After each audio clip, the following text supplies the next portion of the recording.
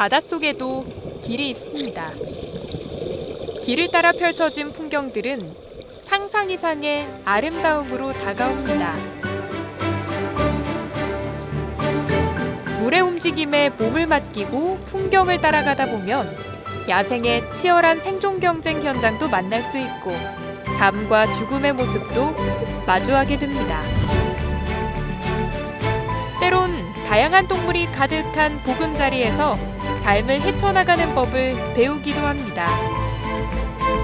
사랑꾼과 싸움꾼, 사냥꾼과 먹잇감으로 가득한 생명 넘치는 길. 우리는 이 길을 수중올레라 부릅니다. 지금부터 제주바다 수중올레 여행을 떠나봅니다.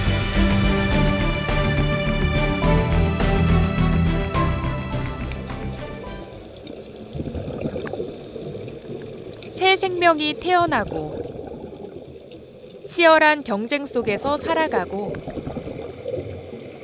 새끼를 위해 기꺼이 자기 몸을 던지며 삶을 마감하고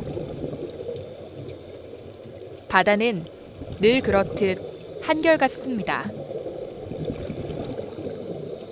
화산섬이 만들어낸 제주바다의 불규칙한 안반들은 물고기의 산란장 역할을 톡톡히 하고 있습니다.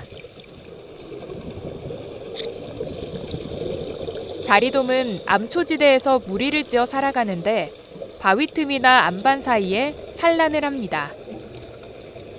자리돔은 돌바닥이나 돌 사이에 수컷이 자리를 잡고 암컷이 한 마리 내려와서 알을 낳으면 수정시키고 다른 암컷이 내려와서 알을 낳아서 수정시키고 이러한 방식을 계속 반복하며 산란합니다.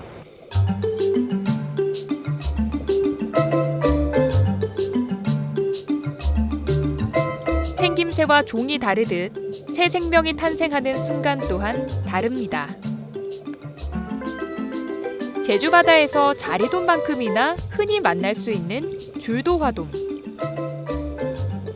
크기는 자리돔과 비슷하고 대부분 몸집이 작은 물고기가 그렇듯 무리를 지어 생활합니다. 산란철이 되면 수컷이 암컷 주위를 돌며 구애를 하는데 줄도화돔의 산란과 부화 과정은 좀 특이합니다. 줄도화돔은 이 구강 산란을 합니다. 그 입안에 알을 넣고 부화할 때까지 키우는데 이 때문에 사진가들이 이 무척 좋아하는 물고기이기도 하는데요.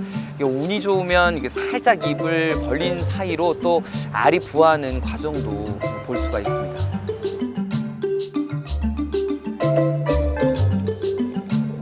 문섬 새끼섬 동쪽 수심 20m 지점. 말미잘에 털을 잡고 살아가는 흰동가리돔 한 쌍이 있습니다. 말미잘은 그 살랑살랑 흔들리는 게 이 부드러워 보이지만 그 해파리와 비슷하게 이 촉수의 독을 가지고 있습니다. 촉수마다 그 작살 같은 가시가 있어서 이 건들면 바로 쏠 수도 있는데 이러한 독은 그 먹잇감에게 사용할 수도 있고 말미잘을 공격하는 이 포식자에게도 사용할 수 있습니다. 말미잘은 왕성하게 번식하는 사냥꾼이지만 이들보다 큰 물고기나 불가사리, 소라 등에게 먹히기도 합니다.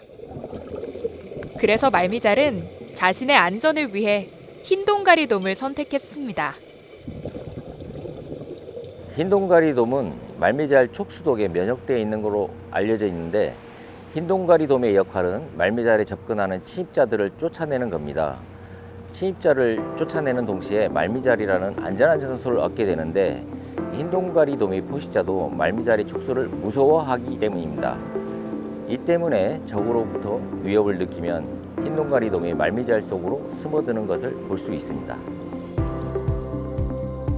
흰동가리돔은 말미잘 아래 잘 보이지 않는 은밀한 곳에 산란을 합니다. 수백 개의 알들이 붉은 색깔을 띠며 붙어 있습니다. 흰동가리돔의 산란 과정을 보면 암놈이 알을 낳고 순놈이 와서 지느러미를 이용해 알을 불어내는 걸로 알고 있는데 이러한 행동을 대략 20여일 정도 합니다. 그러면 어느 정도 시간이 지나면 알 속에 빨간 점이 생기고 나중에는 눈이 보이기 시작하고 조금씩 자라면서 다시 암컷과 수컷이 힘껏 불어내며 알에서 빠져나가게 됩니다. 흰동가리돔은 주로 연안의 산호나 암초지대에 있는 말미잘에서 살아갑니다. 만일 무리해서 암컷이 죽으면 수컷 가운데 덩치가 큰 녀석이 암컷으로 성전하늘에 종족 번식을 이어가는 특성을 갖고 있습니다.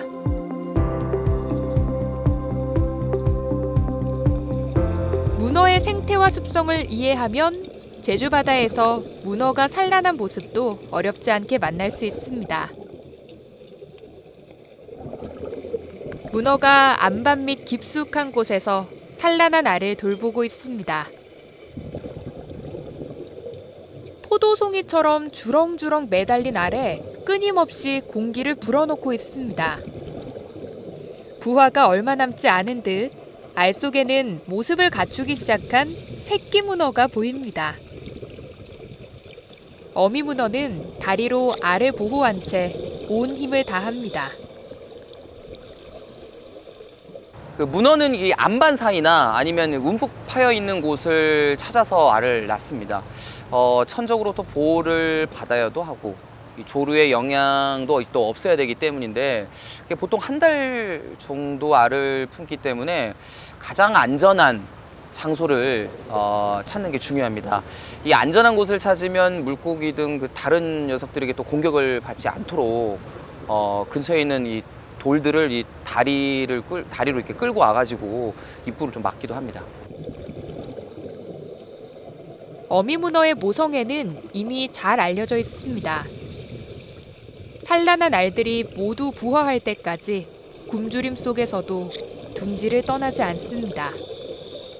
그리고 새 생명이 모두 탄생할 때쯤이면 어미는 지쳐서 죽고 맙니다.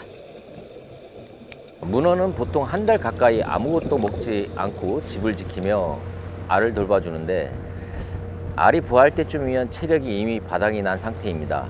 이 때문에 만일 기력을 찾지 못하면 아마도 제가 볼 때는 95%가 은시처에서 나와서 죽거나 다른 물고기의 먹이가 되든지 하면서 형체가 없어지는 걸로 알고 있습니다. 문어의 은신처 주변에는 문어를 노리는 녀석들이 항상 지키고 있습니다. 기력이 다해 힘없이 움직이는 문어. 놀래기가 이미 문어를 물어뜯기 시작했습니다. 문어의 다리 끝부분부터 야금야금 먹어치웁니다. 지친 문어는 방어조차 힘들어 보입니다. 바다거북도 모처럼 만찬을 즐깁니다. 거북이가 뭔가 물고 있는 장면을 촬영한 적이 있는데 자세히 보니까 문어를 먹고 있었습니다. 아마 그 시기에 부화를 끝내고 기력이 없는 문어를 사냥한 것 같은데 그쪽 지형이 문어가 산란하기 좋은 장소들이 아기자기하게 많더라고요. 아마도 문어를 먹기 위해서 바다거북의 이 근처에서 기다린 것 같습니다. 바다거북은 항상 산호나 해초를 먹고 산다는 생각을 했는데 문어를 먹고 있던 장면을 본 게 참 신기했습니다. 바다거북을 계속 쫓아가면서 먹이 먹는 장면을 계속 촬영했는데 마지막에 문어의 머리를 먹고 가는 장면이 가장 인상적으로 남습니다. 제주 바다 수중올레는 생명력이 넘칩니다. 거대한 생명체인 바다는 조화와 균형을 이루며 오늘도 그곳에 있습니다.